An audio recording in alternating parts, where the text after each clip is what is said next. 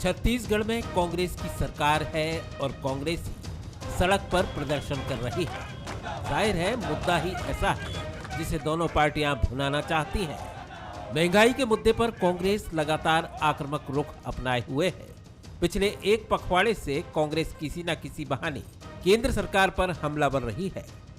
शुरुआत प्रदेश अध्यक्ष मोहन मरकाम ने महंगाई के खिलाफ प्रेस कॉन्फ्रेंस करके की थी। शुक्रवार को महंगाई को लेकर कांग्रेस ने 5 मिनट का चक्का जाम किया। हम लगातार 15 दिनों से आंदोलन कर रहे हैं। पेट्रोल डीजल के दाम, रसोई गैस के दाम बढ़ेंगे तो हर चीज का दाम बढ़ेगा। जनता परेशान है। जनता की इस आवाज को, घर घर की आवाज को सड़क तक और सदन तक ले जाने का काम कांग्रेस पार्टी कर रही है। पेट्रोल पंपों में हम लोगों ने आंदोलन किया। भारतीय जनता पार्टी में जो नेता सो रहे हैं उनको जगाने का काम हम लोगों ने किया। देश के प्रधानमंत्री सो रहे हैं। पेट्रोल जब कच्चे तेल का दाम कम है तो पेट्रोल डीजल का दाम कम होना चाहिए, रसोई गैस का दाम कम होना चाहिए। हालांकि बीजेपी इसे कांग्रेस की असफलता का प्रदर्शन बता रही है। बृजमोहन अग्रवाल ने तंज कसा कि जिस पार्टी को सेवा करना चाहिए वो आंदोलन कर रही है। इधर मंत्री रविंद्र चौबे ने पलटवार किया और महंगाई को लेकर बृजमोहन अग्रवाल की समझ पर सवाल खड़े किए। जिस पार्टी को जनता ने सेवा करने के लिए काम करने की जिम्मेदारी दी है वो पार्टी सड़कों पर उतरकर आंदोलन करे, मतलब अपनी विफलताओं का आंदोलन है वो कि कांग्रेस पार्टी ने जो वादे किए उसको वो पूरा नहीं कर पा रही है, तो उसकी झेप मिटाने के लिए वो इस प्रकार के आंदोलन कर रही है। अब महंगाई पे केंद्र सरकार फेल क्यों है, इसके बारे में माननीय बृजमोहन जी और भारतीय जनता पार्टी के नेता क्यों नहीं बोलते। महंगाई में पेट्रोल और डीजल 100 का पार कर गया आंकड़ा, तो माननीय बृजमोहन जी कहते हैं कि आप गाड़ी मत चलाइए।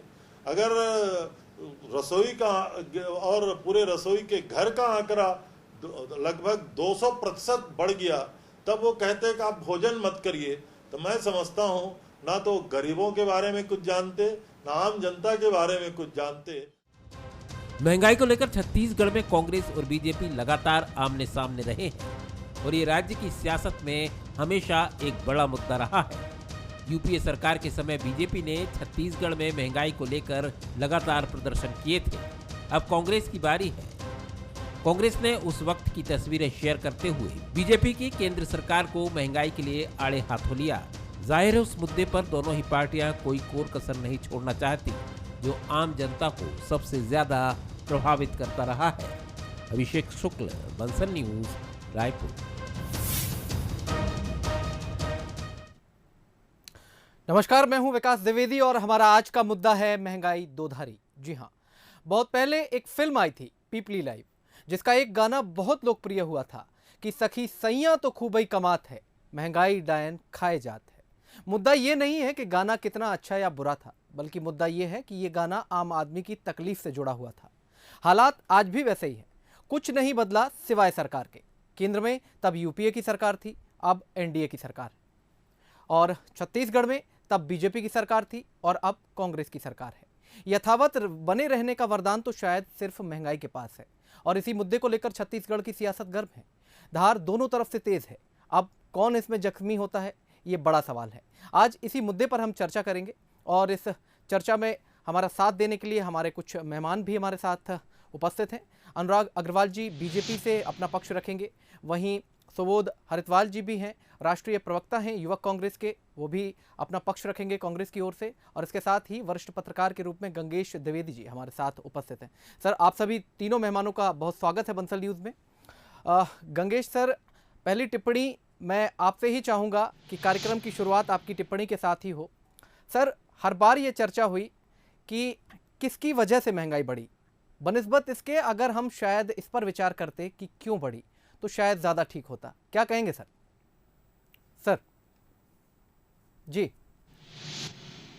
निश्चित तौर पर महंगाई बढ़ने के लिए देखिए, स्थानीय स्तर पर जहां राज्य सरकार जिम्मेदार होती है, वहीं अभी जो आंदोलन हो रहा है राज्य कांग्रेस का, उसमें ये बिल्कुल सही है कि पेट्रोल और डीजल के दाम बढ़ेंगे तो महंगाई निश्चित तौर पर बढ़ेगी। ट्रांसपोर्टेशन एक बड़ा सब्जेक्ट होता है। कोई भी माल है जो खेतों से या किसी भी प्रोडक्शन सेंटर से जनता तक पहुंचने के लिए एक ट्रांसपोर्ट की जरूरत होती है जी। पेट्रोल और डीजल के दाम सीधे सीधे महंगाई को प्रभावित करते हैं। ये एक बड़ा मुद्दा है बिल्कुल, तो निश्चित तौर पर। और पेट्रोल डीजल के दाम आसमान छू रहे हैं, इसमें कोई दो मत नहीं है। आम आदमी के लिए बहुत कठिन हो गया है गाड़ियों में चलना। दूसरा मुद्दा होता है कि महंगाई के लिए राज्य सरकार किस तरह, राज्य सरकार के पास भी अंकुश होता है जमाखोरी को कंट्रोल करने के लिए। कलेक्टरों के माध्यम से जमाखोरी को लेकर अगर राज्य सरकार छापा मरवाए, जहां भी जमाखोरी, स्थानीय स्तर पर व्यापारी जमाखोरी करते हैं, उसको रोक कर भी महंगाई को कम किया जा सकता है। खास तौर पे ये अनाज में, तेल में, इन सब विषयों में, इन सब सब्जेक्ट में जो जमाखोरी का शिकार जनता बनती है, उस जमाखोरी के परिणाम से महंगाई बढ़ती है। तो दोनों तरफ से ही ये चीज़ें हैं, और इसमें आंदोलन के साथ साथ सरकार को भी ध्यान देना पड़ेगा कि छत्तीसगढ़ में के अलग अलग जिलों में जमाखोरी न हो।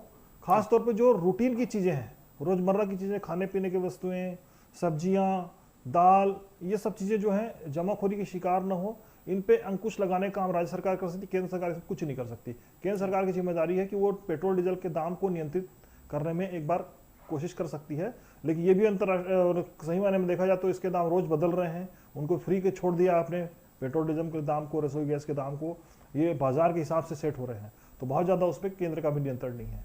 तो इसमें निश्चित तौर पर गंभीरता से दोनों ही सरकारों को विचार करना चाहिए और जनता को राहत पहुंचे ऐसा उपाय करना चाहिए। बिल्कुल सटीक टिप्पणी आपने दी है पूरे मामले को लेकर, जो कि सवाल मैंने आपसे किया था। इसके बाद मैं बीजेपी से इस पर प्रतिक्रिया चाहूँगा। अनुराग जी, जब केंद्र में यूपीए की सरकार थी तब तमाम सवाल बीजेपी के द्वारा उठाए गए, और जिस तरह से विरोध प्रदर्शन किया गया ये किसी से छुपा हुआ नहीं है। बीजेपी जानी जाती है कि किस तरह से विरोध करती है। तो आज जब कांग्रेस सवाल उठा रही है तो फिर उसके सवाल पर सर आपत्ति क्यों?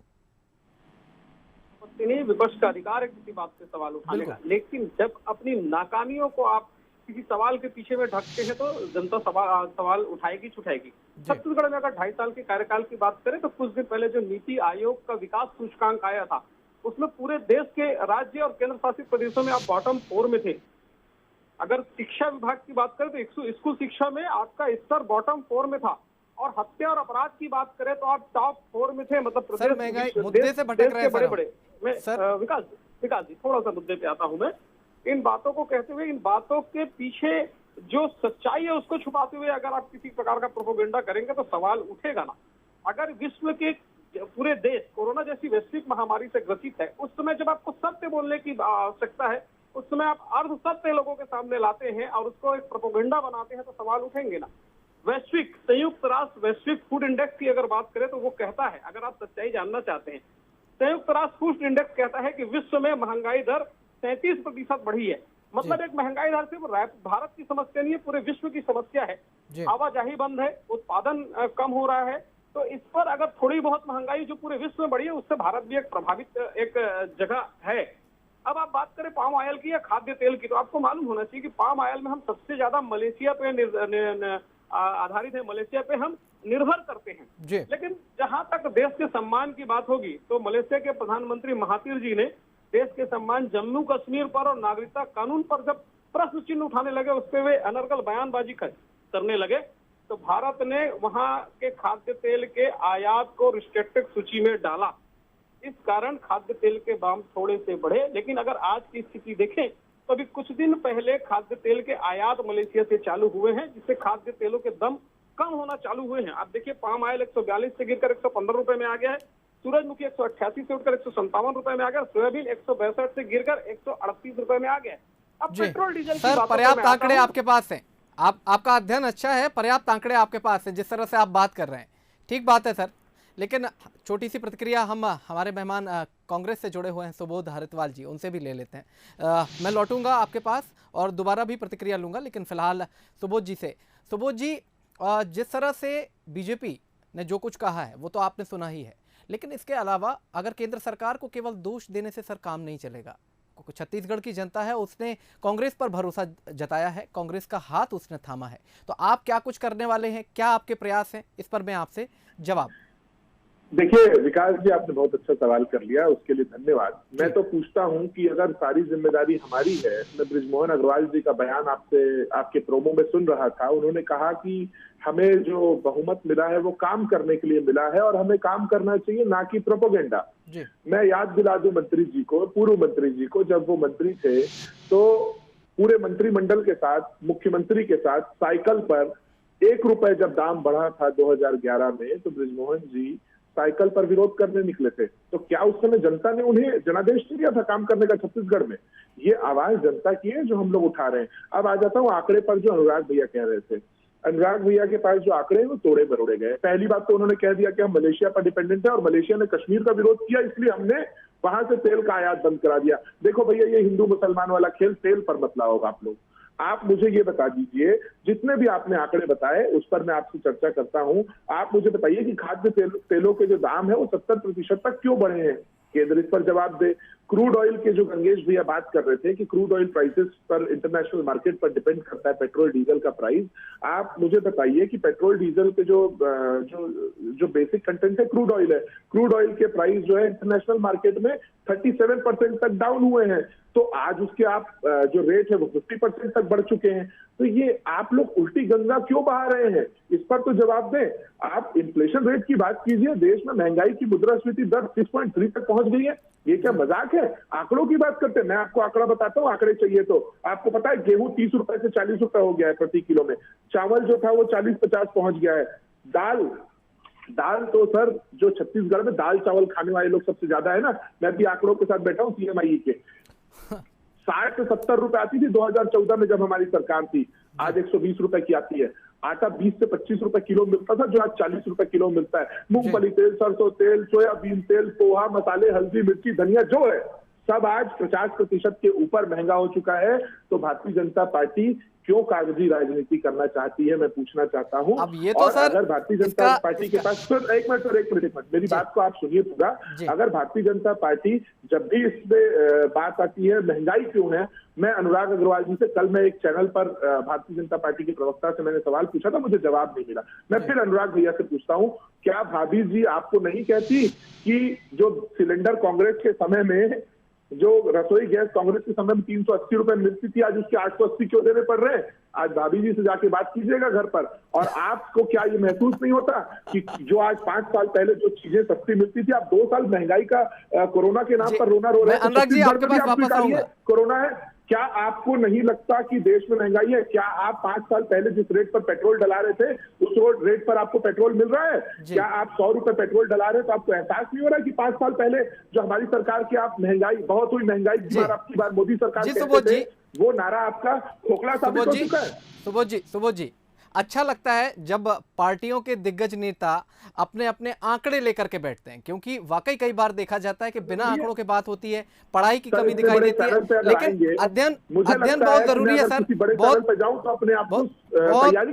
सर बहुत जरूरी है अध्ययन। आप दोनों के पास आंकड़े हैं, खुशी की बात है, जनता की फिक्र है आप दोनों को, ये दर्शाता है पूरी तरह से कि कितना अध्ययन करके आप दोनों बैठे हुए हैं।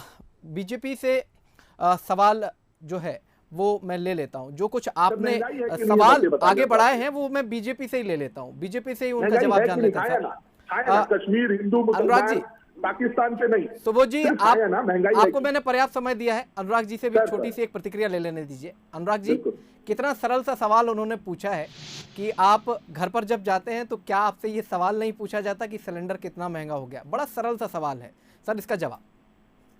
विकास जी, मैं कोई भी जवाब देने के लिए भारत की अस्मिता पर अगर कोई प्रश्न चिन्ह उठेगा तो उसका जवाब जरूर दूंगा, वापस इस मुद्दे पे आऊंगा। मुझे आपसे अनुरोध है,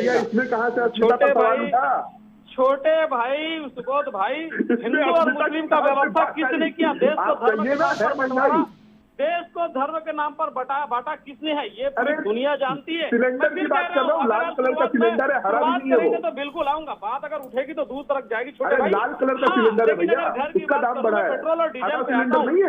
पेट्रोल डीजल पे सच्चाई आप जवाब दीजिएगा। 25% वेट टैक्स कांग्रेस सरकार यहाँ पे लेती है। 650 करोड़ रुपए, 650 करोड़ रुपए अभी 3 महीने में कांग्रेस सरकार को लाभ मिला है पेट्रोल और डीजल पे।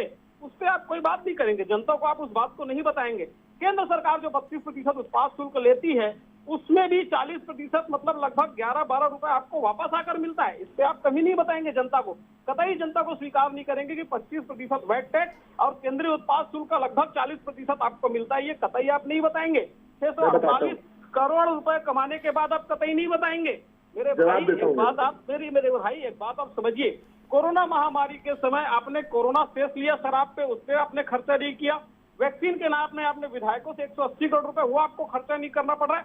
अब कम से कम टैक्स कम तो कर दीजिए। भारतीय जनता पार्टी के शासन काल में रमन सिंह जी ने जो राज्य के टैक्स में छूट दी थी, वैसे ही आप छूट दीजिए। अगर वास्तव में आपको चिंता है महंगाई की, तो उन टैक्सों में आप छूट दे दीजिए। छत्तीसगढ़ की जनता को महंगाई में राहत मिल जाएगी। देखिए 1971 से आपकी परिपाटी रही है, गरीबी हटाओ का नारा देके इंदिरा गांधी जी सुबोध भैया 1971 से गरीबी हटाओ का नारा देके सत्ता में आई है। और सुबोध भाई सचमुच बहुत योग्य हो, मेरे छोटे भाइयों में स्नेह करता हूँ। मुझे तो लगता है कि कभी कभी बहुबाई को आप जवाब कैसे देते होगे कि राहुल गांधी जैसे लोगों का फॉलोअर आप हो। वो पार्टी जिसको देश में नकार दिया है, इस बात को हमें जवाब देने में मुझे लगता है बहस हो रही है। देखकर बहुत अच्छा लगता है सर, देखकर बहुत अच्छा लगता है। दो दलों के लोग इतने स्नेह पूर्वक एक दूसरे से डिबेट करते हैं। सर यही लोकतंत्र की खूबसूरती है और यही होनी भी चाहिए। फिलहाल गंगेश जी, मैं आपकी टिप्पणी चाहूंगा। जिस तरह से आप देख रहे थे पूरा मसला कि एक सिलेंडर, छोटे से सिलेंडर की बात चल रही है। इसके अलावा अगर मैं एक बात और करूं तो आंकड़े तो दिखाई देते हैं, प्रदर्शन भी दिखाई देता है, लेकिन परिणाम पर शून्य दिखाई देता है। कब तक रहेगा सर ये शून्य, और ये शून्य दिखाई क्यों देता है? आपका एक्सपर्ट व्यू सर। देखिए, दोनों ही पार्टी के प्रवक्ता हमारे साथी हैं और दोनों ने बहुत ही आत्मीयता के साथ जिस तरह से चर्चा में भाग ले रहे हैं वो बहुत ही अच्छे संकेत है। नहीं तो कई बार तो चर्चा में ऐसा होता है कि आप आपस में ही खूब तनातनी हो जाती है। मैं मुद्दे पे आना चाहूंगा कि देखिए, महंगाई को लेकर अभी भी दोनों ही पार्टी के लोग बहुत स्पष्ट जवाब नहीं दे पा रहे हैं। दोनों ही पार्टियों की जिम्मेदारी है। केंद्र में जैसा कि अभी उन्होंने बोला कि वेट टैक्स की बात है, निश्चित तौर पर रमन सिंह के शासनकाल में, पिछले मुख्यमंत्री के शासनकाल में वेट टैक्स हटाकर कुछ पेट्रोल डीजल की कीमत को कम करने का प्रयास किया गया था। लेकिन केंद्र सरकार की बड़ी जिम्मेदारी होती है, जब क्रूड ऑयल की कीमत कम है तो आप क्यों इतना ज़्यादा उत्पाद शुल्क लगा रहे हैं कि आम जनता त्राही त्राही करने लगे। खासतौर पर अगर आप इसमें एक मुद्दा और जोड़ूंगा मैं, पेट्रोल डीजल के जो आम पब्लिक के लिए हैं वो बहुत महंगे हैं, लेकिन वहीं आप जाएंगे जो एयरपोर्ट में जो उनको मिलती है, मतलब एयर ट्रैफिक के लिए जो उनको पेट्रोल मिलती है वो बिना उत्पाद शुल्क के उनको बहुत ज़्यादा छूट के साथ मिलती है और बहुत ही प्योर पेट्रोल उनको मिलता है। तो ये जो इसका ये मुद्दा पिछली बार भी इस तरह से उठा था, तो इस पर भी ध्यान देना चाहिए। दोनों पार्टी इस मुद्दे में अभी तक बात नहीं की है कि ये ऐसा क्यों है, जबकि आम जनता को राहत की जरूरत है। आम जनता बहुत कम पेट्रोल का इस्तेमाल करती है, उनके डीजल की खपत जो है वो बहुत कम रहती है। ज़्यादा खपत होती है व्यापारिक तौर पर। उद्योगों को, ट्रांसपोर्टरों को जब सामान को एक जगह दूसरी जगह जाना रहता है तो वहाँ पर जब ट्रांसपोर्ट का कॉस्ट बढ़ेगा तो निश्चित तौर पर सामान का कॉस्ट अपने आप ही बढ़ेगा, उसको कोई रोक नहीं सकता। महंगाई तो बढ़ेगी सर। अगर इस पे प्रयास दोनों ही पार्टियों को करना पड़ेगा। अगर राज्य सरकार मिलकर ही प्रयास बड़ा मन करके अगर अपना वेट टैक्स कम करती है तो कहीं ना कहीं राज्य जी केंद्र की भी जिम्मेदारी है कि वो भी अपने उत्पाद शुल्क में छूट दे और जनता को राहत पहुंचाए। मिलकर ही प्रयास करना होगा, आगे बढ़ना होगा। अगर वाकई हम समस्या से सर निजात है और तो और निजात पाना चाहते हैं तो मिलकर ही आगे बढ़ना होगा सर। बिल्कुल ठीक बात है। बिल्कुल विकास जी। अनुराग जी, आप सार्वजनिक मंच पे हैं इस वक्त और जो मुद्दा है वो सामूहिक है, तो क्या आप कुछ सुझाव आपके पास ऐसे हैं जिससे महंगाई दर कम हो जाए, कम से कम पूरे देश में नहीं तो कम से कम छत्तीसगढ़ में? क्या कहना चाहेंगे? है कोई जो सुझाव आपके पास है, हम चाहते हैं कि वो आप रखें ताकि हम कांग्रेस की तरफ उसको बढ़ा सकें और उसको अप्लाई करवाया जा सके। अगर वो सही है तो पूरे देश को राहत मिलेगी। सर बहुत बड़ा मुद्दा है, क्या कहना चाहेंगे? देखिए, हमारे वित्त मंत्री, देश के वित्त मंत्री निर्मला सीतारमण जी ने कहा था कि खुले दिल से दोनों दलों को बैठना पड़ेगा, केंद्र और राज्य को बैठना पड़ेगा और जीएसटी जैसे मुद्दों पे चर्चा करनी पड़ेगी और दोनों की सहमति लगेगी और उसमें दिल खुला करके बात करना पड़ेगा। अगर दिल खुला करके बात करें तो इस मुद्दे पे हल निकल सकता है। लेकिन 2.5 साल से अगर कांग्रेस की सरकार की नीति देखें तो लगातार वो केंद्र पे जो आरोप लगाती है, विभिन्न मुद्दों पे टकराव की नीति करती है और विभिन्न मुद्दों में अपनी असफलताओं का दोष केंद्र पर बढ़ती है। 2.5 साल का जब कार्यकाल इनका खत्म हुआ, जब भारतीय जनता पार्टी के लोगों ने सवाल पूछा, आप जब कार्य नहीं करेंगे तो सवाल तो पूछे ही जाएंगे, आप लगातार केंद्र पे सवाल उठाने लगे। मतलब जब आप केंद्र पे सवाल उठा रहे हैं, काम किया, अभी स्वीकार कर रहे हैं कि आपके पास कोई अपनी उपलब्धि बताने के लिए है ही नहीं, इसलिए आप केंद्र पे सवाल उठाते हैं। गरीबों की योजना, प्रधानमंत्री आवास योजना पे आप देखिए, 1/4 आवास आपने लिए भी नहीं, उसकी तीसरी किस्त दिए नहीं। जल जीवन मिशन की बात कर लीजिए सर, अनुराग जी, जल जीवन मिशन की बात कर लीजिए, स्वास्थ्य योजनाओं की बात, अनुराग जी आपने बहुत अच्छी बात कही है। मैं इंटरप्ट कर रहा हूं सर आपको क्योंकि समय की कमी है। आपने बहुत अच्छी बात कही कि दिल खोलकर बैठना होगा। तो सुबोध जी, दिल खोलकर बैठने में कहाँ दिक्कत जा रही है? अगर जनता की समस्या का निदान हो रहा है तो क्यों? 30 सेकंड है सर मेरे पास, एक छोटी सी प्रतिक्रिया आपकी। नरेंद्र मोदी जी विपक्ष को बुलाएं, पर नरेंद्र मोदी जी विपक्ष और मीडिया दोनों के सामने आने से कतराते हैं। अगर वो विपक्ष और मीडिया दो लोगों के सामने आकर के खुली बात कर ले तो मुझे लगता है देश में कोई भी समस्या ऐसी नहीं बचेगी जिसका उपाय नहीं है। विपक्ष के साथ उन्होंने एक भी सर्वदलीय बैठक में कांग्रेस के साथ उन्होंने बैठक नहीं की, ना वो आमंत्रित किया, ना वो बात करना चाहते। कांग्रेस के लोग समय मांगते तब भी नहीं। और मुझे 7 साल में अनुराग भैया एक इंटरव्यू बता दें, वो अक्षय कुमार के चूस कर खाम और काट के खाम आम खाने वाले इंटरव्यू को छोड़ करके कुछ बता दें कि कोई पर्सनल इंटरव्यू उन्होंने दिया होगा, राय मशवरा लिया होगा तो मुझे बता दें। तो नरेंद्र मोदी जी को सामने आकर के इस लड़ाई से लड़ना पड़ेगा, तब जाकर के इस देश में सोल्यूशन आएगा।